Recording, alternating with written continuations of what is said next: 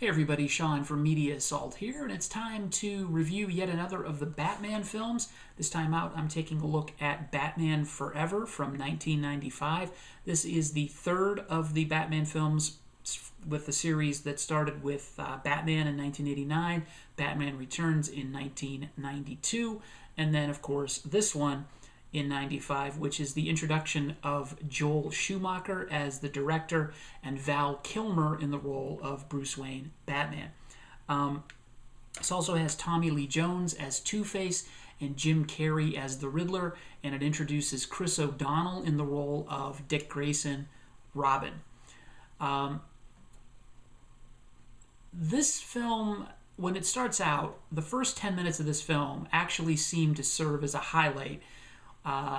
Joel Schumacher trying to highlight how different this film is going to be from the two previous Tim Burton-helmed Batman films. So, whereas the two previous films were sort of dark and brooding and gothic, this film is bright, it's garish, it's got neon lights everywhere. It looks like Gotham City has been transformed into a miles-long red light district, complete with black lights, neon lights, lasers.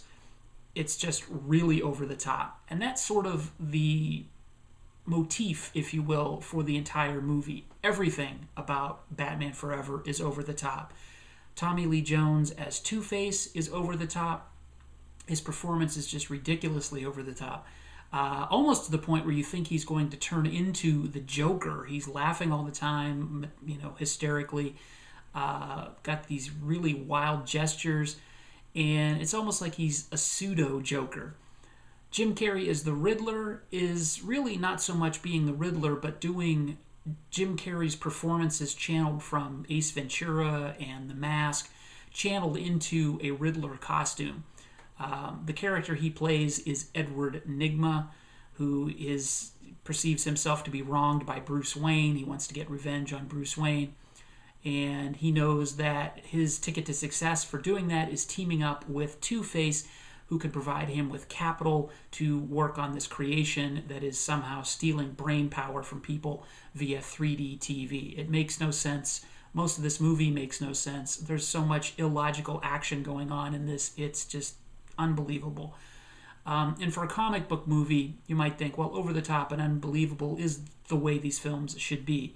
But the Batman series up to this point hadn't necessarily been that way until Batman Forever. And it just comes as a slap in the face to anyone expecting the series to be the way that it was in the first two films. Joel Schumacher has just totally turned the series 180 degrees away from where Tim Burton was going and leads it back toward the campy version from the 1960s TV series. Val Kilmer steps into the role that was vacated by Michael Keaton as Bruce Wayne and Batman. He does an admirable job. I can't knock him. He does seem to be sort of aping Michael Keaton, and maybe not deliberately. Maybe he was directed to do that. But he seems like he's just doing a take on Michael Keaton's version of the character rather than developing his own. Although his Batman is a little more smirky than Michael Keaton's was. He's not bad. He's actually a highlight. Nicole Kidman is very good and very attractive as Chase Meridian, a psychologist trying to sort of figure out Bruce Wayne and Batman simultaneously and coincidentally, not realizing that they're the same person. She's very good. The scenes with Bruce Wayne and Nicole Kidman, or Bruce Wayne and Chase Meridian, I should say, are very good and kind of get back to that dark and brooding nature of the character.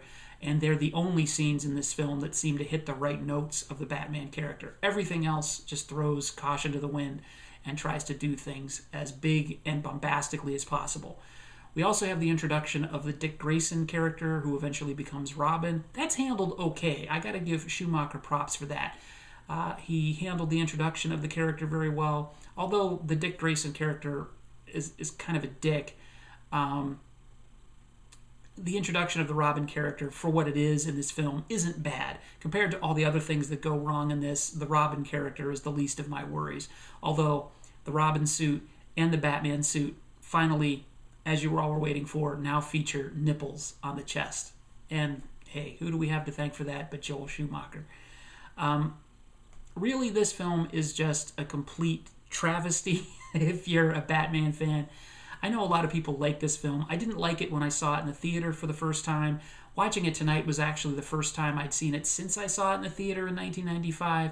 That's how much I really didn't like it. I just didn't remember how much I didn't like it until watching it again tonight. Apparently, I was trying to block it from my memory. So if I had to rate this film, Batman Forever, I would give it a 3 out of 10. Really do not like it at all, but I got to give props to Kilmer for his performance. Nicole Kidman is good.